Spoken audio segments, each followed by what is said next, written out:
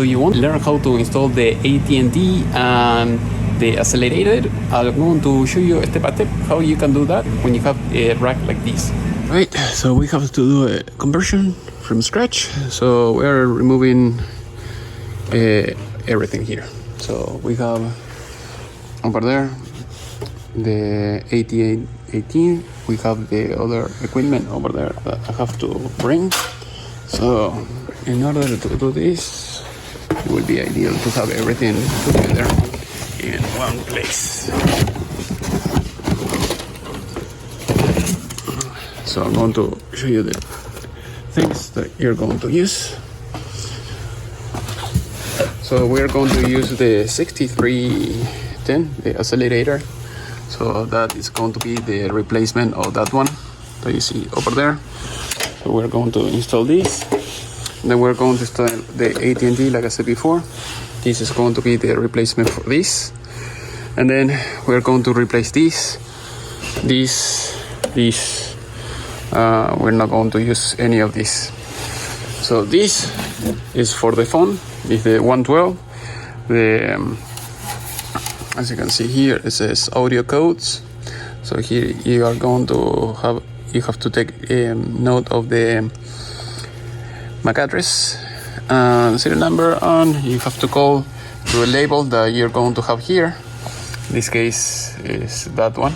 Usually it used to be bigger, but okay, that is the store number and the phone number that you have to call. You're going to call here, and from here you're going to call to your phone to make sure that everything is working. So we're going to use the power brick. We're going to install this ideally here, and then we're going to use almost everything else. So we're going to use the power brick that is going to connect directly to this. They don't want to use the battery, or you can use it, but as a backup, no as a main power. Some people will leave it just connected with this, and after a few hours it will stop working, of course, because it don't have any power. So what I'm going to do here is I'm going to remove all these. We're going to remove everything, and then we are going to use one of these brackets. I'm going to put it here, so that way it will hold the 115, the AT&T, and then we're going to use that one over there, the 112. We're going to put it just here. We're going to push this a little bit out, and everything will be okay. This is the PoE, the power over Ethernet. We're not going to use this anymore, so we can remove this as well. We can use these cables on the top to connect it directly to the AT&T that we are going to connect here. And we have a diagram that shows us how to connect everything. So if you don't have internet here, for instance, this will stop working. So, and you're not going to have power here. So another workaround until you fix that is if you can connect it directly to the battery backup or some plug. And once everything is working, you can connect it back and everything should be good. But if something is not working, you know that this is the problem. We're going to remove all these type of things. So you're going to need this to cut the zip ties. Then you're going to need one of these, so that way it will help you to install the bracket, this bracket here. So we're going to use the screws. We can use the same screws that you have here, or you can get your own screws, self-tapping screws, so that way you can hold this here. So I'm going to start unplugging everything, and then we're going to start with the work. So when you have the plug here for the power, you cannot just pull it out. You have to push this.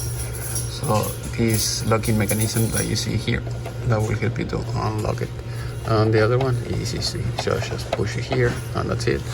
And in order to remove that, you push this on the side a little bit, and then you can remove the cradle point.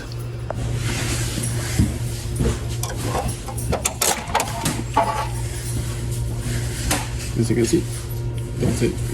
So here, all the cables that you have to push this little locking mechanism for the Ethernet, and then you have the power. Power, same thing, push and then pull it.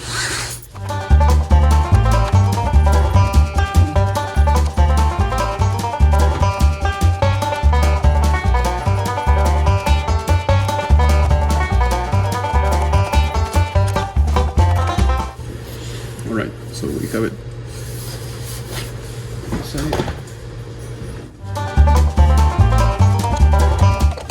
Something with the phone adapter.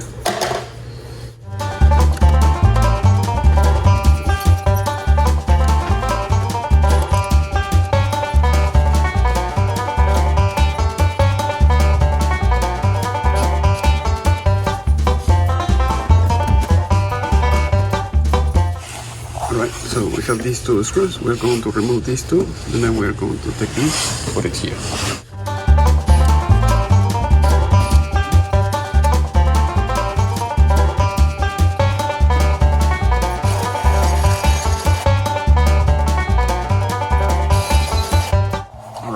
See, firm and tight. We open it up a little bit. We're ready to install the other one.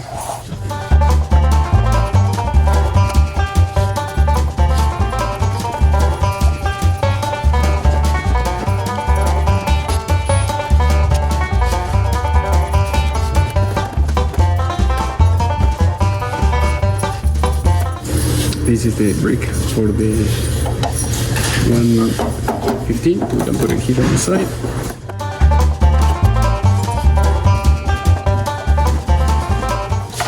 And then we can use the plug. Put it there. And then we're going to install the antennas here.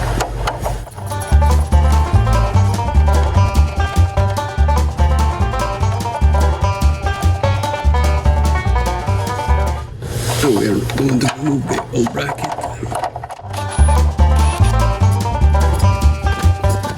Now we're going to install the 112. We want to put it here. We took a picture. I took a picture of the MAC address already, so that way when you have to call for the verification, everything should be good.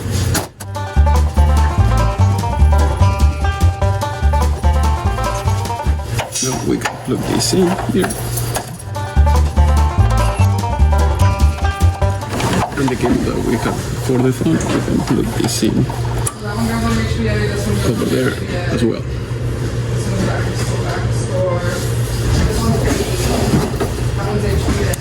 Now we can unplug this. This is the old equipment.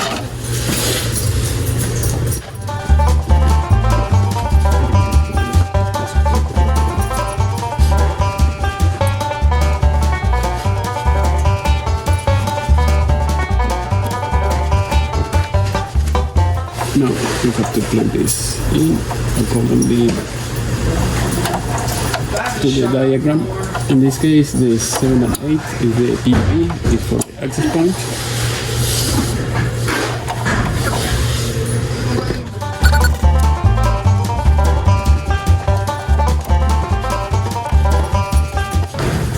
Remove all cables. The one on the top of this goes here to the clip, and then the black one is the one that comes from the switch. The yellow one goes here in the 112, and this one goes to port number 5. We'll check the diagram just in case I'm mistaken. And now we're going to get rid of these cables.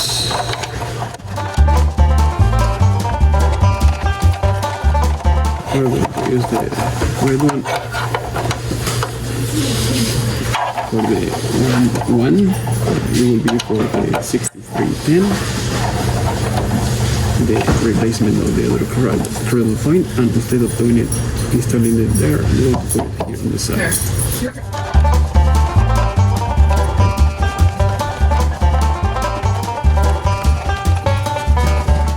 we're going to install this here on the side.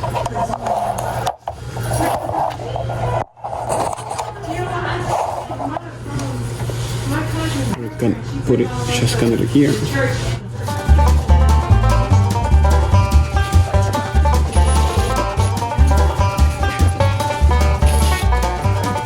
Now we have this here.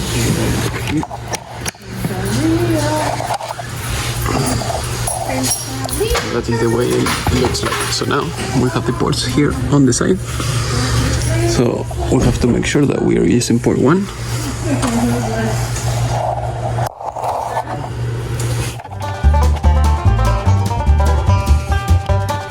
So as you can see here, the one that says 1.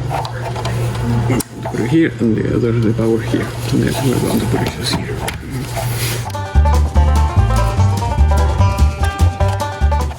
Another thing that you can do to make your life easier, you can remove this and start pulling all the cables from here. You push up and then it comes down. And then you have access to everything, so we can pull all the cables.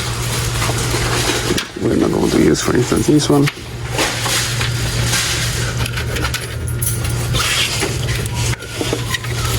From here.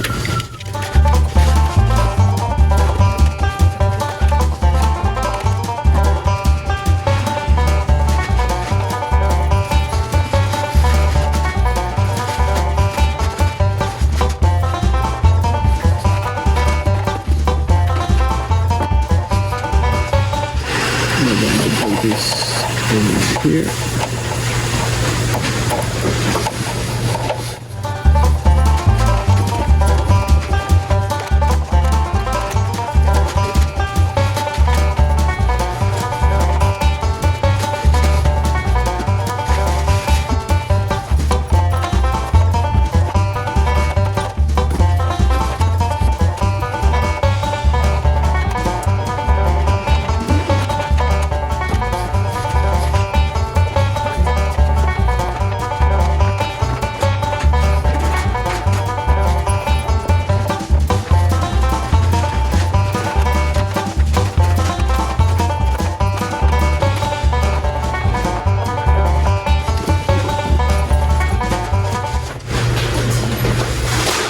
And then we have this, the pink one. I think it was number 4. Otherwise, I'll check it a little bit. And we have the green one that doesn't go anywhere.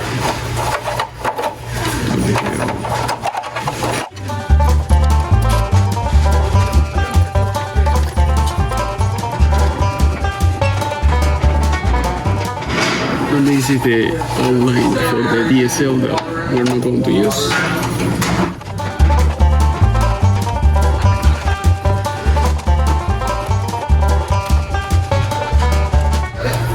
And this is for the alarm. I have to check the diagram.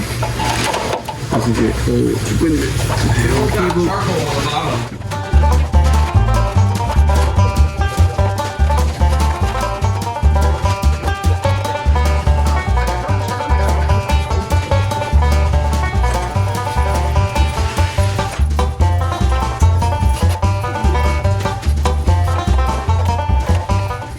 And then we have to plug this in the way it was before or some other way.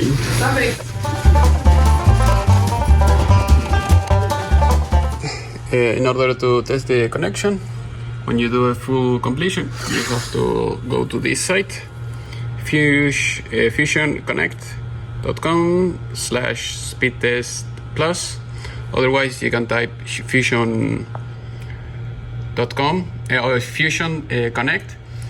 Space speed test, and then on Google it will give you the right link. So this is what you need to give them and to put in the work order, the latency, jitter, upload, download, and everything. So you connect the cable on your laptop, and then you connect it in port 1.